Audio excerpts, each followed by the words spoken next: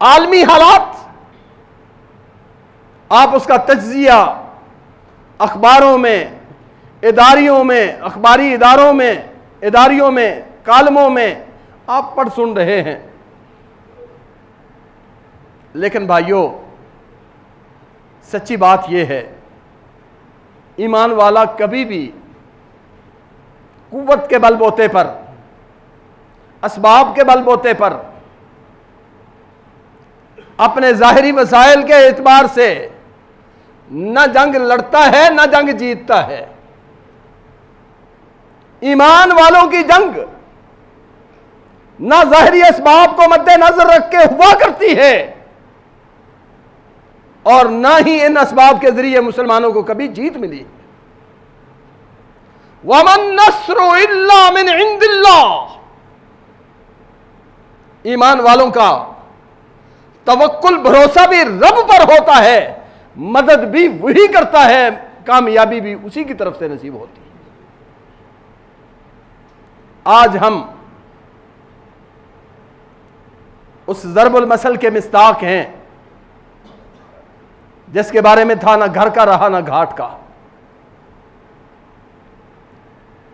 نہ ہم اپنے وسائل، دنیاوی وسائل میں ترقی کر سکے، اور نہ اپنے ایمان کے اساس، ایمان کی بنیاد کو تھام سکے۔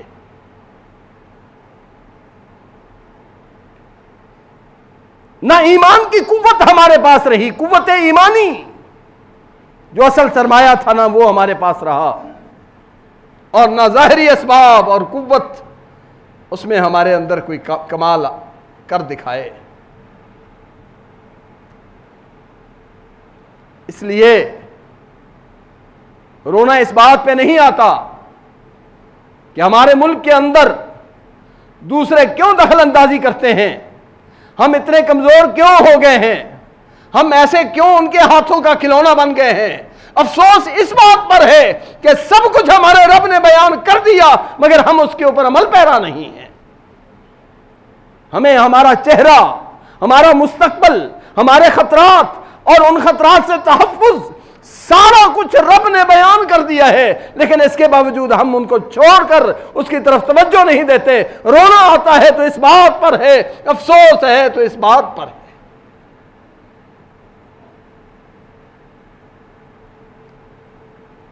اللہ رب العزت نے ان حالات میں یہ نہیں بیان فرمایا تم بڑے مظلوم ہو، کفر والے بڑے ظالم ہیں، نہیں، ایمان اور ایمان کے تقاضے وہ بیان کیے ہیں۔ قد افلح المؤمنون، ایمان والے فلاح پا گئے ہیں۔ نشانی، ان کی علامت یہ ہے الذین هم فی صلاتہم خاشعون، یہ نہیں کہ ان کے پاس اسلحہ نئی ٹیکنالوجی کا ہے، ان کے پاس سائنسی ترقی بڑی ہے، ان کے پاس قوت و شوکت بڑی ہے، ان کا لشکر بڑا جرار ہے، ان کی سی آئی ڈی پالیسی بڑی مضبوط ہے۔ نہیں، ان کے پہلا وصف یہ ہے جب رب کے سامنے کھڑے ہوتے ہیں تو دنیا سے کٹ جاتے ہیں۔ الذین هم فی صلاتہم خاشعون، وہ لوگ جو اپنی نمازوں میں خشوع کرنے والے، ڈرنے والے ہیں۔ آپ کو یاد ہوگا پچھلے درس میں نے عرض کیا تھا، ایمان کی علامت، ایمان ایک ایسا روح ہے جو دل کے اندر، دل کی اتھاہ گہرائیوں میں سماتا ہے، عمل اس کی تصدیق کرتا ہے۔ ایمان لانے کے بعد جو پہلا عمل اس کے لیے ہوتا ہے وہ نماز کی پابندی ہے، اور نماز صرف کسی ورزش کر لینے کا نام نہیں، کچھ حرکات ادا کر لینے کا نام نہیں، بلکہ نماز ایک ایسی حقیقت ہے، ایسی عبادت ہے جس میں رب کے سامنے بندے کی پوری عبودیت کا اظہار ہوتا ہے۔ قیام اس کے لیے، رکوع اس کے لیے، سجدہ اس کے لیے، قعود اس کے لیے، تشہد اس کے لیے، اور صرف یہ حالتیں ظاہری ہی نہیں، قلبی اور باطنی حالتیں بھی یہ ہیں والذین هم علی صلاتہم خاشعون والذین هم فی صلاتہم خاشعون، اپنی نمازوں کے اندر مکمل خشوع رکھنے والے۔ پچھلے جمعے بھی ایک حدیث کوٹ کی تھی جس میں نبی اکرم صلی اللہ علیہ وسلم کا وہ فرمان کہ اللہ نے 5 نمازیں فرض کی ہیں، من احسن وضوءہن واتم رکوعہن وخشوعہن، اللہ نے 5 نمازیں فرض کی ہیں، جس آدمی نے ان 5 نمازوں کے لیے اچھی طرح وضو کیا، وقت پر ادا کیا، وَأَتَمَّ رُكُوعَهُنَّ وَخُشُوعَهُنَّ، ظاہری شکل و صورت بھی اچھی انداز کی بنا کے پیش کی اور دل کی کیفیت بھی بڑی عمدہ کر کے دکھائی، اللہ رب العزت کی طرف سے ضمانت ہے کہ اللہ رب العزت اس کو جنت میں داخل کریں گے۔ کان علی اللہ عہد ان یدخلہ الجنہ، اللہ رب العزت کی ذمہ عہد ہے کہ اللہ اس کو جنت میں داخل کریں گے، اللہ اس کے گناہوں کو معاف کریں گے۔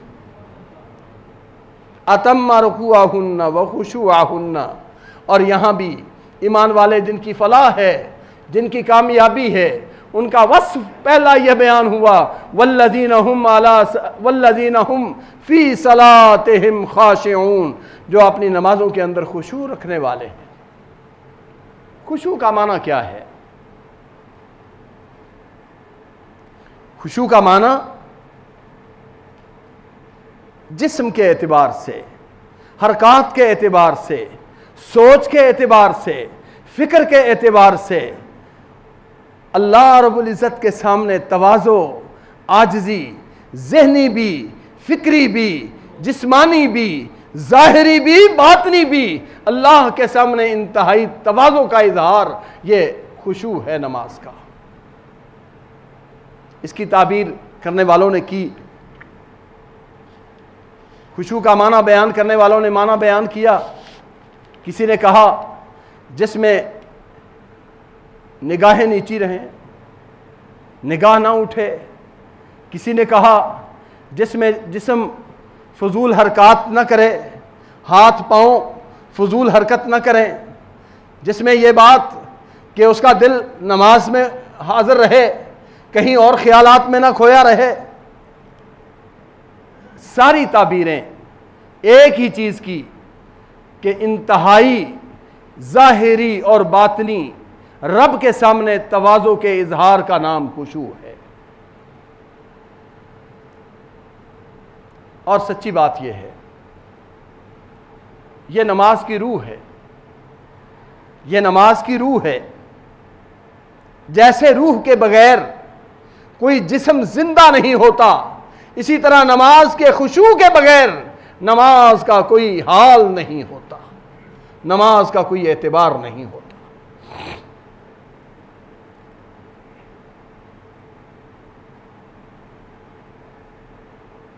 نبی اکرم صلی اللہ علیہ وسلم نے متنبہ فرمایا تھا، ایک وقت آ جائے گا میری امت پر، مسجد بھری ہوگی، نمازی مسجد میں بھرے ہوئے ہوں گے، مسجد بھری ہوئی ہوگی نمازیوں سے، مگر خشوع کرنے والا ایک بھی نظر نہیں آ رہا ہوگا، جس کی نماز میں کما حقوق خشوع ہو، ایک بھی نہیں۔ آج شاید ہماری وہی کیفیت بن گئی، آج ہماری شاید وہی حالت بن گئی۔ دیکھیے جس طرح روح کے بغیر جسم، بے جان جسم مردار کہلاتا ہے اور اس کی کوئی قدر و وقت نہیں ہوتی، اسی طرح وہ نماز جو خشوع سے سراسر خالی رہتی ہے، وہ نماز بھی بے مقصد اور بے فائدہ ہے، اس کا بھی کوئی فائدہ نہیں ہوتا، انسان کی زندگی میں اس کے اثرات وہ نہیں آتے۔ اگر خشوع والی نماز نصیب ہو جائے تو نماز کی وہ کیفیت ہے، ایسے عبادت کا طرز عمل ہے، ان الصلاۃ تنہی عن الفحشاء والمنکر ولذکر اللہ اکبر، اللہ کی عبادت بھی اعلیٰ درجے کی ہے، اور بندے کو سنوارنے کے لیے، بندے کو بہتر کرنے کے لیے یہ بھی بڑا اکثیر ہے کہ یہ نماز اس کو سنوار دیتی ہے، بنا دیتی ہے۔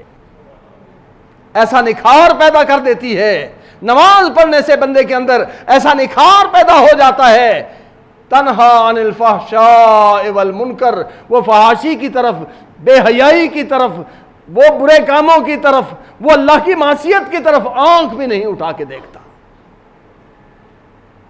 یہ نماز خود روک لیتی ہے، نماز کی یہ تاثیر ہے۔ اللہ کا ذکر ہے، اعلیٰ ترین ذکر ہے، اللہ اکبر۔ نبی اکرم صلی اللہ علیہ وسلم نے فرمایا جب بندہ اللہ کی بندگی کے لیے مصلی پہ آ کے کھڑا ہو جاتا ہے، اللہ کے سامنے ہاتھ باندھ لیتا ہے، رب العالمین کی پوری توجہ اس کی طرف ہو جاتی ہے، اللہ اس کے سامنے ہوتے ہیں، اللہ اپنے بندے کی پوری عبادت کی طرف دھیان اور توجہ دینے والے ہوتے ہیں۔